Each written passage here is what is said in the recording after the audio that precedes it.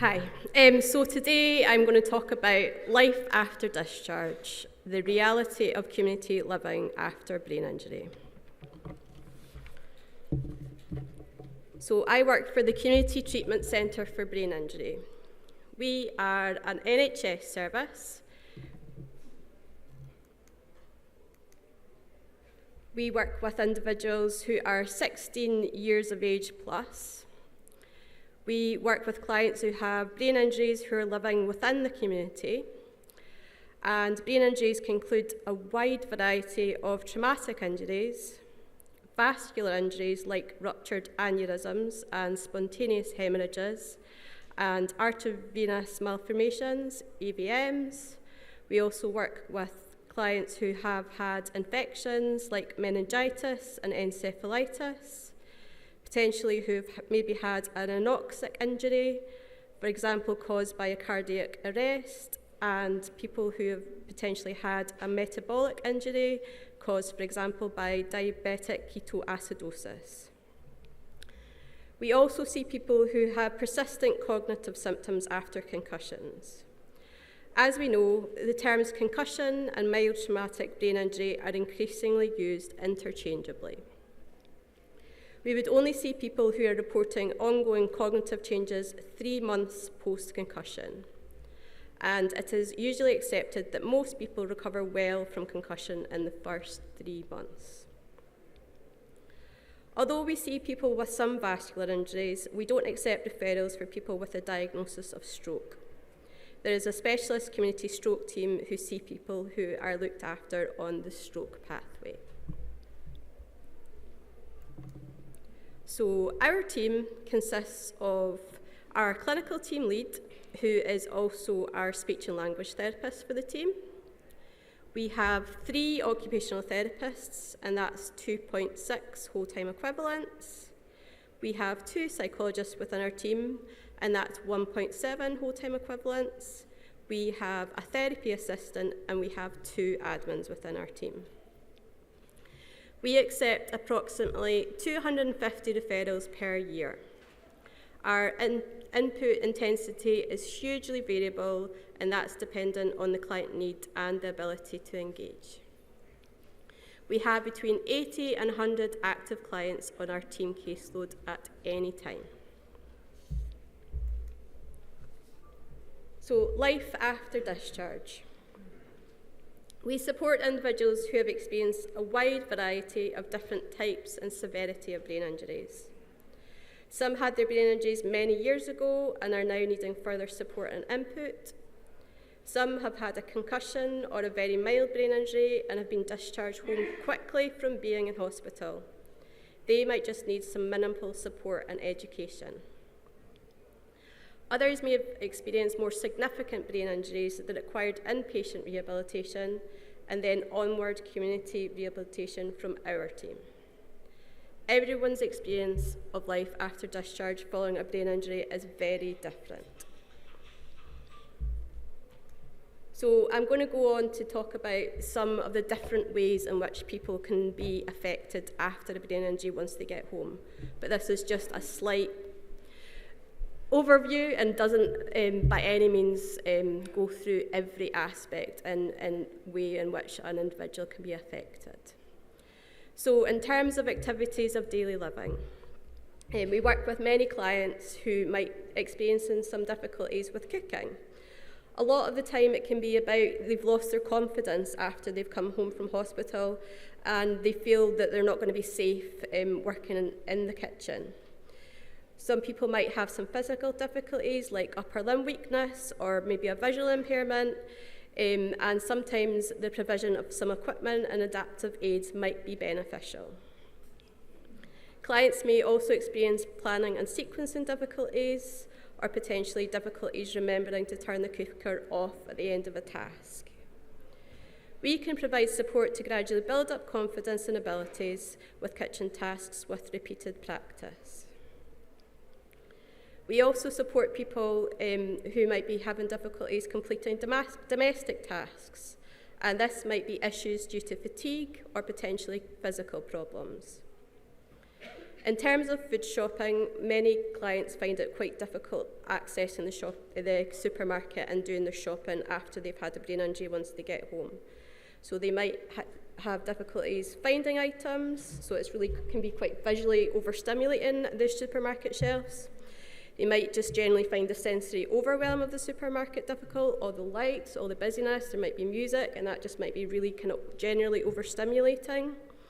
People might experience difficulties with money handling at the till. That might be quite difficult, counting out coins, or just that might generally be an overwhelming task in itself. Clients sometimes have communication difficulties interacting with shop staff, and quite frequently it's difficult from a memory perspective to struggle what items they actually need to buy. So some of the people I work with have given me some quotes about how their brain injury has affected them, and my colleagues have recorded them in order to keep confidentiality. The first one is about somebody who experienced fatigue doing domestic tasks.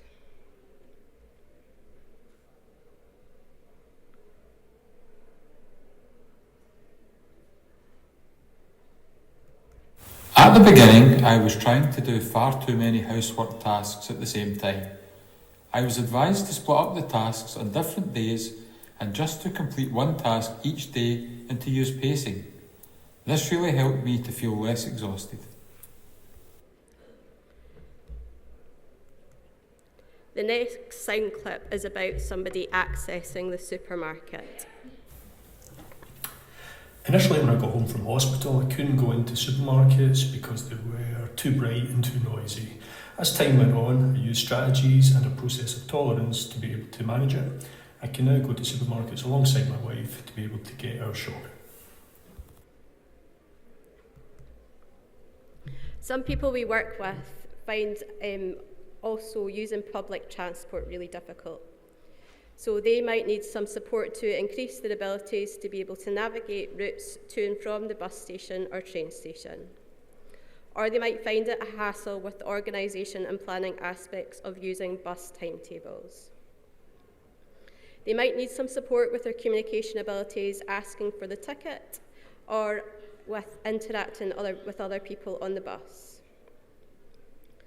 Some people we work with find it quite difficult managing their finances once they get home. So they find it difficult working out the schedules or just the calculations in order to kind of pay bills, or their budgeting abilities are really difficult, or just maybe some people have difficulty with a bit of impulsivity, kind of spending. That can also be difficult after they go at home. And as we've just heard from Douglas, knowing what people are entitled to in terms of benefits is also really, really important, because not everybody is able to return to work after their brain injury. In terms of self-care, some people experience difficulties with getting dressed. So they might have difficulties with kind of the sequencing of tasks, so that's kind of doing things in the right order, or weakness in their lower upper limb might just make it really, really effortful putting on garments or taking garments off, or the kind of coordination of the task, or kind of fine motor dexterity of doing buttons or zips. That can be tricky for a lot of people after a brain injury. Also, people can find it really physically fatiguing, the task of dressing. Some people, maybe before their injury, it would take them 10 minutes to get dressed, but there's people we've worked with that can take up to kind of an hour and a half, 2 hours to get dressed, and it can be a very difficult and effortful task for people. Other people, the task of showering or bathing can be a really difficult thing after you've had a brain injury. So for some people, the initiation or motivation to actually go for a shower, that can change after a brain injury, and that can be tricky, and somebody just might need prompts or some kind of visual reminder to help them to remember to go for a bath or a shower. Other people, due to kind of physical difficulty or dizziness or weakness, they might need the provision of some adaptive equipment or a rail to support their abilities with showering or bathing. We support our clients with vocational abilities, and that can include returning to work. So we work and look at the physical, cognitive, emotional and fatigue elements of people's work roles. And that can include the liaison with employers, HR and occupational health. And the following sound clips will give really good examples of some clients' experiences.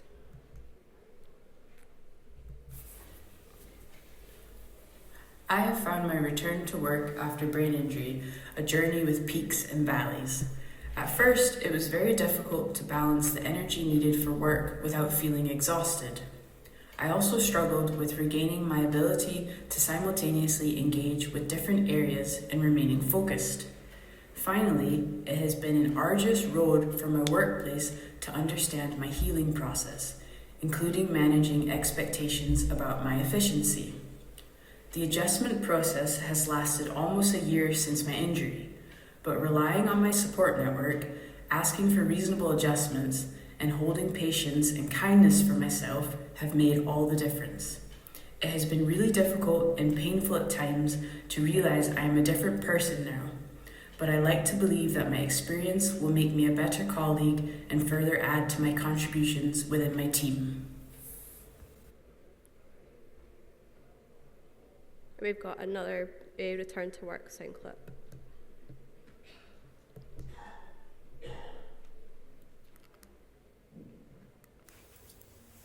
I really enjoyed getting back to work, and this has given me a boost. Gradually building up my hours and the days I work has helped me to gently build it back up.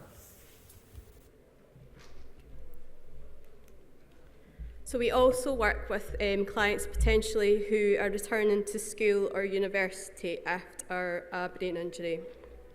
And we can support them with the study skills, and somebody that might be having difficulties with attention or memory and using strategies to support this.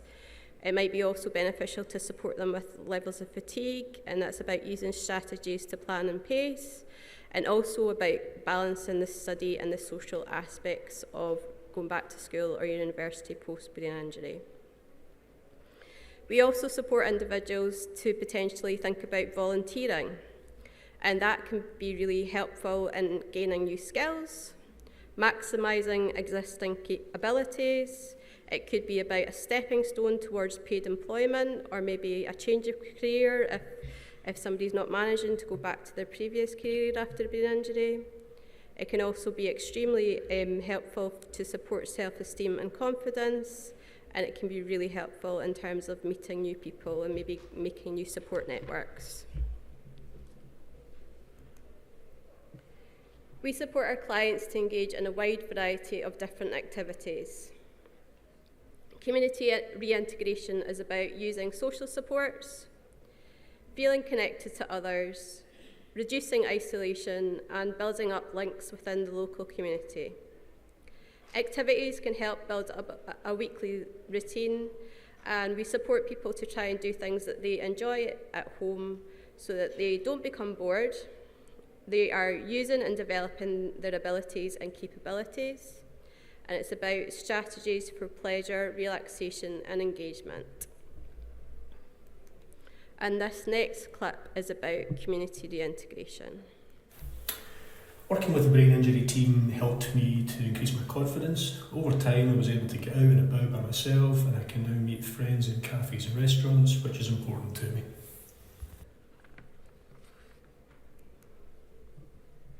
We also support people to potentially attend community groups that are important to them or they might have interests in. And that is really important about building skills, the importance of peer support and feeling understood, and if someone has communication difficulties, about building up confidence, interacting with others in a safe space. And I know a lot of my clients have benefited from attending the Headway Clyde groups, which Bob will talk about more this afternoon. Having an expressive outlet can support mood and regulation.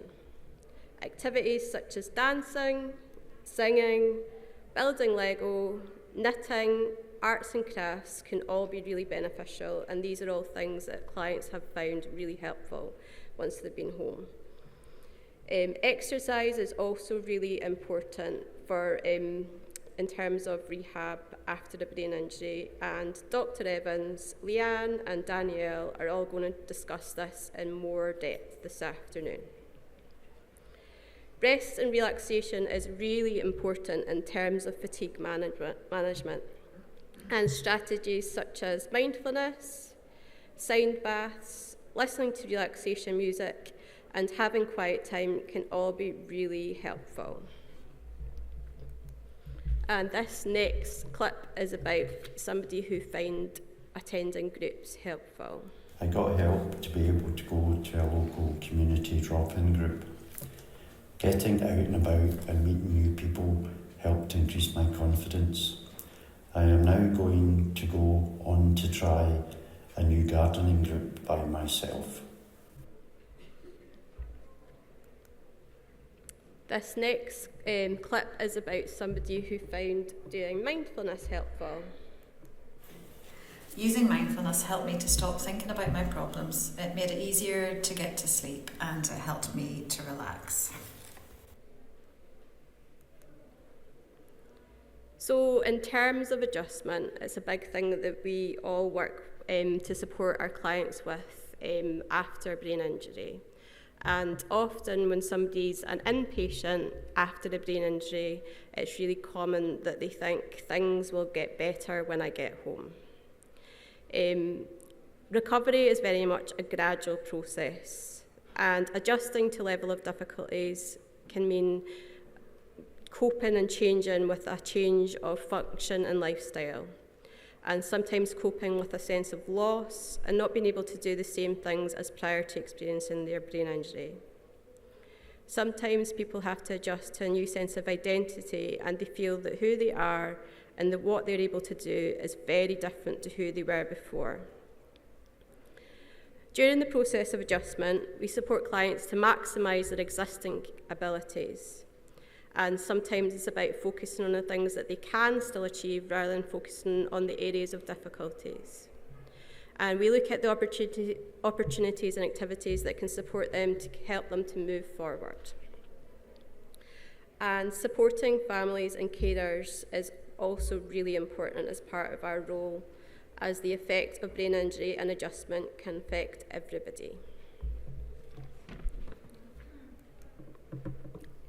Does anybody have any questions?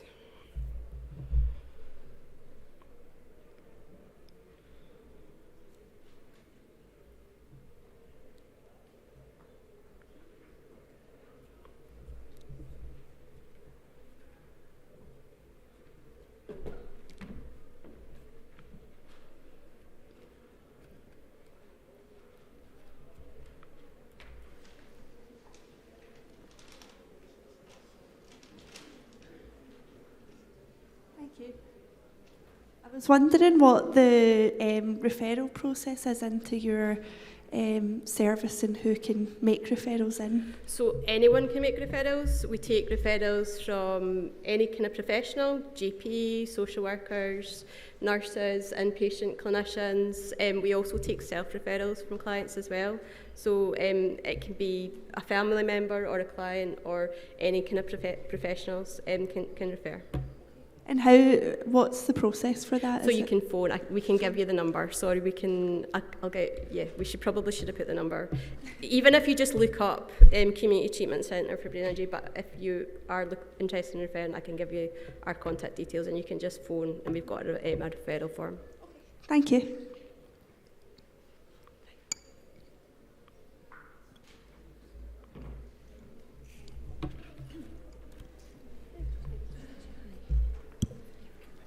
Hi, good morning. I'm speaking from a carer's perspective, and I would like to ask the question, where do the carers find out about support and supporting people with brain injuries? Because my husband has a brain injury and he's had it for 14 years, and when he had it as a family, we were very much left to go on with it, and the focus, rightly so, was on John's recovery. But I don't think there's enough information for carers in finding out where they can go and how they can access help. So I'd be interested in finding out a wee bit more about that, just for other people. Yeah, I agree, and that's something that's also really important to me in terms of our role as supporting carers in the process after somebody's had a brain injury. The local carer supports are really, really good. There's loads within Glasgow, there's different teams within Glasgow, and there's loads within the kind of the different localities as well. And carer support have been really beneficial to a lot of the clients' families that we work with in terms of providing them ongoing support. And there's kind of carers groups, they can do one-to-one sessions, there's also online supports through carer support. So if you have a look for kind of Google or look up carers support, there is lots of different organisations available, and I agree it is really important for families to be accessing the right level of supports as well. Thank you. Hi, I've got a question. Not very good at this. Anyway, I'm just asking about how you've separated about all the duties to do. Is very good how you've structured it, but I'm actually just wondering about how to bring it all together as what life is, but obviously with the changes in it. I'm wondering as well, because to get through, I think it takes years to get it to flow together. And I'm just wondering then if there are ways to make them to merge together, and maybe I am losing the ability to think how to do it, is to like restructure everything than what I used to do before. Yeah. And I think as well, maybe there is ways to add to the skills and abilities to make the process easier. I'm just wondering, for example, making food dinners in evening time, which is more fatigue, is worse. Yeah. So I'm just wondering if you get ideas how we can restructure daily life, but how to add the things to make it to flow easier. That's a really good question, thank you. Sometimes we find it useful using a weekly planner. So it's about maybe looking at all the different activities that you need to do within your week, and using a weekly planner to kind of structure them out, and that includes adding in rest periods to support your fatigue, and it's about making life easier. So if like making meals is hard for you, using strategies like batch cooking, doing maybe when you're not as tired one day, doing a kind of bigger batch cook and then having some stuff in your freezer, so that on more tired days it's easy for you to access the food there. But I really like the way you framed your question, that sometimes it does take time for life to flow and things to just be able to do things in the right order, and find that life gets a bit easier after brain injury. And I agree that that can take time, and that can be about using the right ideas to make life a bit easier. But it's important to very much be protecting your energy and looking at what's good for you to make sure that you're resting or recuperating your energy, and very much looking at your weekly routine and the activities you need to do, and making sure that you're not using too much energy all at the same time, and kind of trying to stagger some of those activities. But sometimes it just does take time to get back into the flow of life and being able to do the things that you need to do. Thank you. Okay.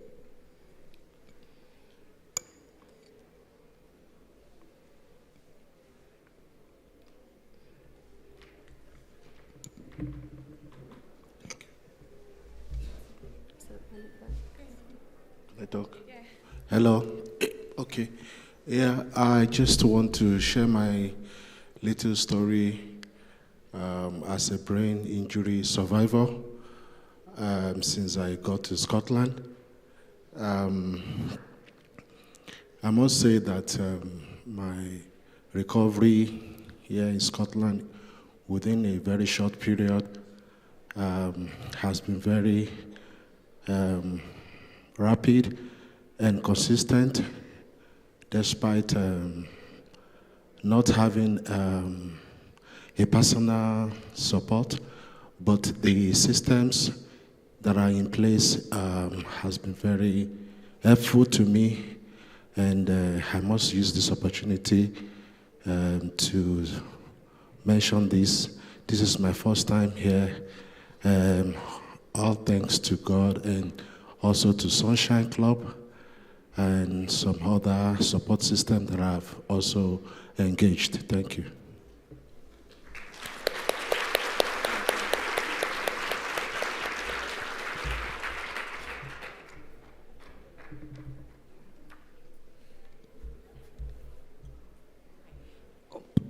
So you said you were from obviously the NHS resource, and as we know, NHS resources are stretched. So what is your waiting list like from point of referral?